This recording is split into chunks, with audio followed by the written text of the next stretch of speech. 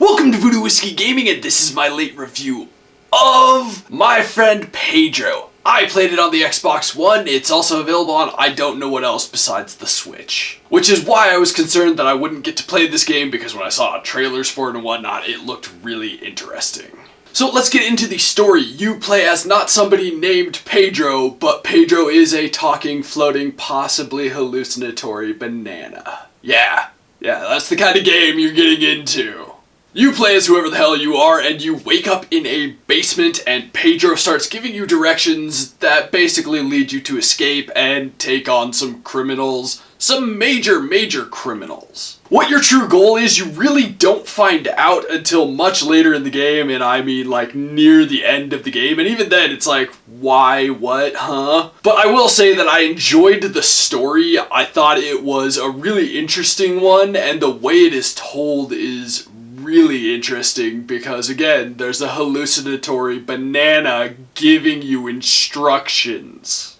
As for the audio, I enjoy the soundtrack. I do wish it was a bit more varied. A lot of the music just kind of blended together. I really couldn't tell you if any of the levels had different music because it was just a little too similar for its own good. As for the sound effects, I like the sound effects in this game. They really fit with the wackier atmosphere, but they also fit with the, at the same time, kind of over-the-top violence that is going on in this game. There isn't any voiceover work, so there's nothing to critique there. As for the gameplay, at first I thought this was going to be like Hotline Miami, but like a 2D side-scroller. It's really not. It is a 2D side-scroller shoot-'em-up with slow motion and bullet dodging and all sorts of interesting things like shooting pans to ricochet bullets to hit enemies. And that's just not even beginning to scratch the surface of what is going on in this game, of some of the wackier, crazier kills you can do. The game is divvied up into sections for each level, and you can replay all of those sections to try and get a higher score, and mentioning that, each section ends with you getting scored. And the scoring is based on how many of the enemies you kill, how quickly you kill them all and get through the entire level, as well as how creative the kills are and whether you die or not. Each section is in bite-sized chunks, and if you die, you do respawn very quickly. As for the controls, I do have some complaints with the controls. There were definitely times where the aiming wasn't exactly cooperating with me, and that got frustrating for obvious reasons, as well as you can crouch and roll forward or backwards, and I found that it was way too easy to trigger the roll. I wouldn't be intentionally pushing on the stick in the direction to do the roll, and next thing you know I'm rolling and I'm not shooting the people I was trying to shoot. There were also a few times where I felt like the controls didn't respond as well as I would have liked.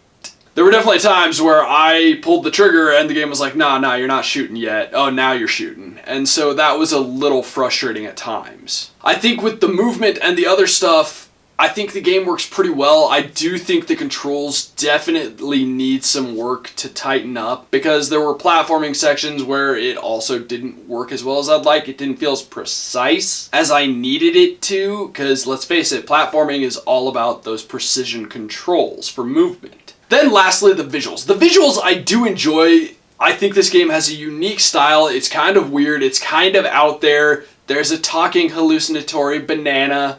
Your character's design is pretty cool, and honestly, I liked the design of the enemies and the world overall, and I just think a lot of the things they did from a style standpoint are very cool. So to wrap this up, My Friend Pedro was, for the most part, enjoyable. The controls really do need a lot of work. I like the replayability of the game because that's always a bonus in my opinion. Any game that gives you good reason to go back and replay it, that's a good thing that makes you feel like you're getting your money's worth out of it. That being said though, speaking of money's worth, I gotta say it's a $20 game and I don't feel like it's worth $20. I would have been much more comfortable if this game was like a $10 to $15 game, because it is pretty short, and with the controls not being where they should be in my opinion, it's kinda hard to say, yeah, $20, go buy this game. So I am going to recommend it, not as strongly as I would have liked, and with the addendum that if you're going to buy it, wait till it's on sale for $10 to maybe $15. At that point, I definitely would have felt like I had got my money's worth, but at $20, not so much.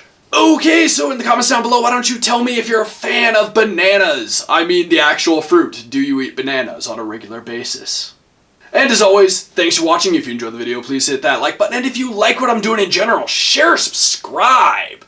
Have a good one.